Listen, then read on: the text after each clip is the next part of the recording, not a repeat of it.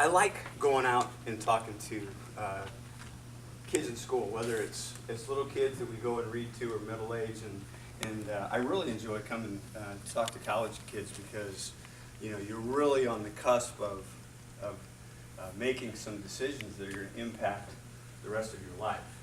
And so when we talk about, in this case, management classes, there's so many parts of management that you could talk on. You could probably have a different speaker every day for the whole semester and touch on different aspects of management styles and management principles. I thought it might be just a good idea to come in and talk to you a little bit about management leadership, just because as an elected official, a lot of people look to elected officials as leaders in the community. Certainly, maybe I'll make a little bit more of an editorial comment here. Not just college students. I'd say most people in general are pretty disengaged with politics, whether it's local, state, national level. And I kind of put myself in that position a little bit in terms of, I think that there's really a lot of apathy out there towards elected officials. It's like, why should I get involved in the process? Why should I care? They don't listen to me. They get there and they do what they're going to do. And so I'm not going to get involved. So before I kind of talk a little bit about the leadership, I just want to kind of put a plug in for the exact reason that people say the things I just said and why should I get involved. Those are the reasons you should get involved. Because so many of our elected officials have the attitude once they're in office is, well, now that I'm in office, nobody's going to beat me. I can just do whatever I want to do. And so the feelings of apathy in the general public only embolden that feeling to continue to just do whatever you want to do. So the more people that we can get either engaged in the process or re-engaged with the process to make sure that the people that we elect to represent us are actually representing us, that will allow us to be effective, if that makes sense. So I'm just saying that in general because it's a big problem in our country that elected officials, and you see it at some extent at the local level, but for sure at the state and federal level, it seems like there's just not a good connection between those of us who vote to put people in office and the office holders themselves. So at the local level, I think it's one of the reasons you see more response to concerns of our citizenry is because we live together. I mean, we live here in town, we shop here in town, we go to restaurants here in town, you see us, you can approach us, you can talk to us on the street. And so I think that there's more of a feeling of accountability. And so when I was asked to come in and just kind of talk on leadership, I'm not really into reading books on what makes a good leader. I don't really have a whole lot of time to read books on being a good leader. I just wanted to, I've been the mayor for almost 11 years, and I was on the city council for 6 years before that, so going on 17 years there. And I'm not saying I'm the prototype of what type of leader we want, but I just jotted some notes down on some different aspects of leadership that I think help us to be good leaders. Everybody's going to have a little bit different style. There's some people that lead out in front, put themselves out there, run for office, do this. There's also there's a ton of people that I would actually interpret as being leaders in our community who don't want to be the out front people, but they want to sit in settings like this. They want to discuss issues. They want to brainstorm on how it is that we can come up with a good solution to whatever the issue is we're facing. That's leadership too, and there's everything in between. So as far as I'm concerned, there's not a one set style of this is what constitutes a leader. But I think that the one thing that we need to do, we're in leadership, regardless of what it is lead by example. I mean, you want to, the people that, for all the leaders that are out there, there's 100 times more people that are just followers. They're looking for somebody to lead them.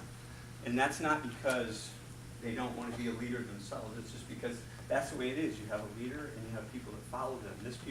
This person speaks for us. So lead by example. Do things, you know, when you want to be a leader, you want to stand for strong principles, you want to stand for whatever it is, the cause that you're working on, and you want to be that person that people can trust, people that know when you say something that you're going to fulfill what you're saying. Dealing with personalities. We certainly have it on the city council. We have 10 council members and myself, and we're all elected. We all have a vote on an issue. My vote is carries no more weight than the other council members. I'm just the mayor and I run the meetings. So when you're in situations like this, even though the mayor only has one vote, the mayor is the leader of the council, and the mayor has to have the ability to get a majority of the council to move in a specific direction on a specific issue. So to do that, you have to have the ability to sit down, in my case, with 10 different people, with 10 different interests, and 10 different, and many times, ideas on how you accomplish what it is you want to accomplish. So be able to deal with personalities.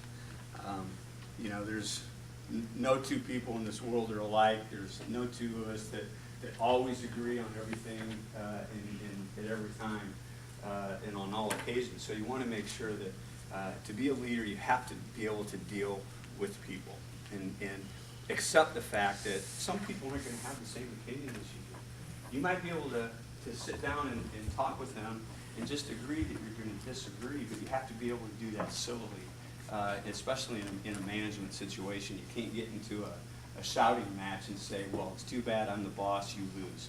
Because you lose productivity, you lose the ability to bring those people on board for issues, and so on. It's really important when you're in leadership to have a vision for where you want to go. Regardless of what the area is, and I'm not going to just focus on politics here because I'm not. But when you're talking about being a leader, to be a leader, you have to have a vision on whatever the topic is, how you're going to get there. And then people believe in your vision, and that's when they're going to follow you. So establish what that vision is. Establish benchmarks. I'm sure you're familiar with benchmarks, but establish along the course that you set how I'm going to get from here to there, where my vision is. At critical points along that line, establish benchmarks so you can say, at this point, we're where we should be, or we're not where we should be. If we're where we should be, that's good. What's the next benchmark? How are we going to get there as a team? How are we going to get there? If we're not where we should be, what did we do wrong? How did we prohibit ourselves from getting to where we are now? And let's rectify that so we can continue to move forward. So if you can't know that you're going someplace in a positive direction and you're doing it right if you don't measure your success along the way and determine that you're moving in the right direction. We really talk a lot at City Council about innovation, and especially in the general generation that we have in here, innovation is really it's not just a buzzword, but it's like our world is moving so fast, and there's so many smart people out there that are coming up with different concepts and different ways to do things that it really encourages all of us to think outside the traditional boundaries of how you solve a problem. So we talk a lot about innovation and how we might achieve a good result outside of the typical way that we might do it. An example, right now we're dealing with a huge issue in the city. The acronym is CSO, and it stands for Combined Sewer Overflows. So the United States EPA, which is the United States Environmental Protection Agency, are going into cities our size and larger, and some smaller, and making sure that our sewers are treating waste properly. So in older cities like Peoria that have been around for a long time and the infrastructure that's in place has been here for a long time, we have a situation where 8 or 10 times, 12 times a year when we have these huge downpours of stormwater. There's too much stormwater in the system, and it backs up into our sanitary system, which takes all of our waste to the sanitary district to be treated before it's released.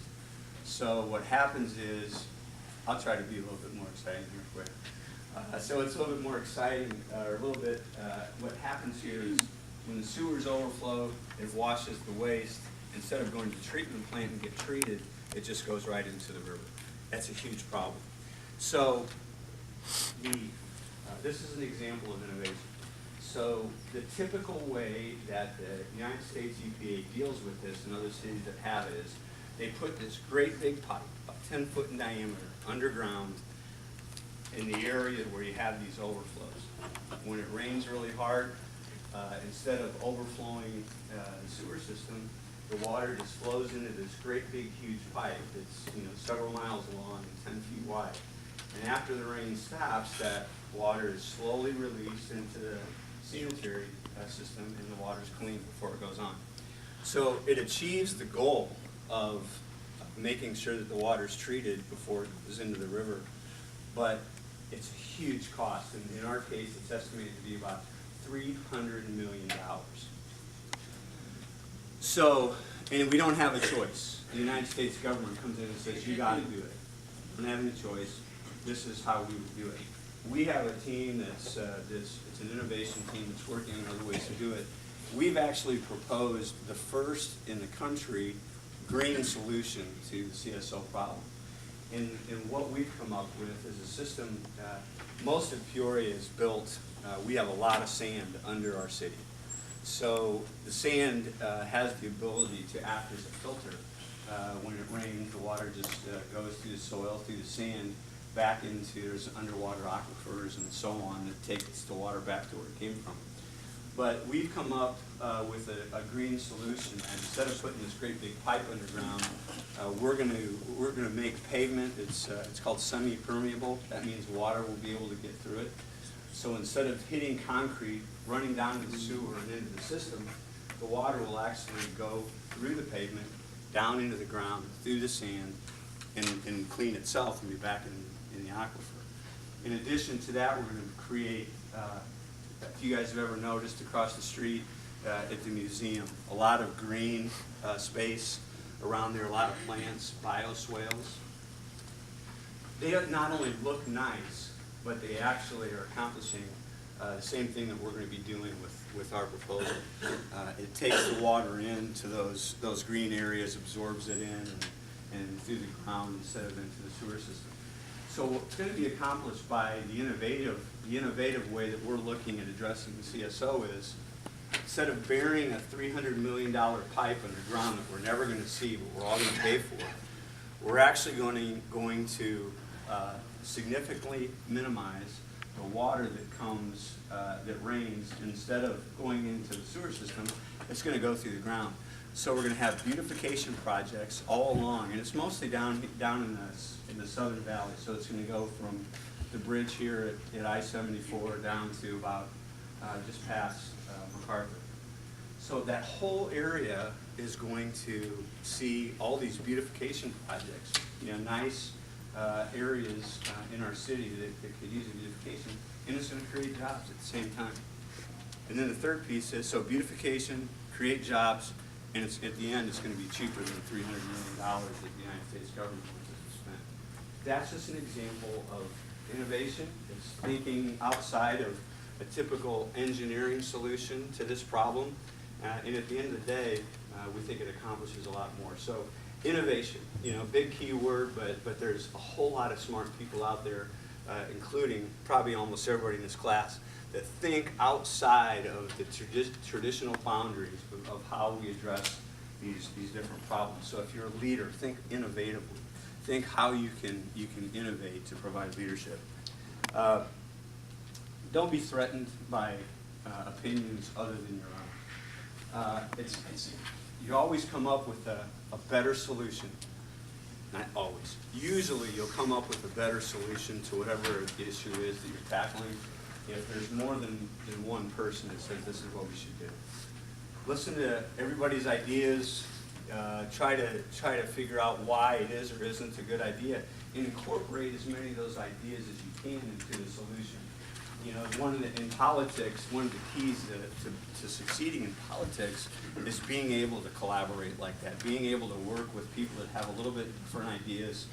It's never one person's specific idea that goes all the way, but the more people you have contributing to the solution, more people buy in to moving the project forward.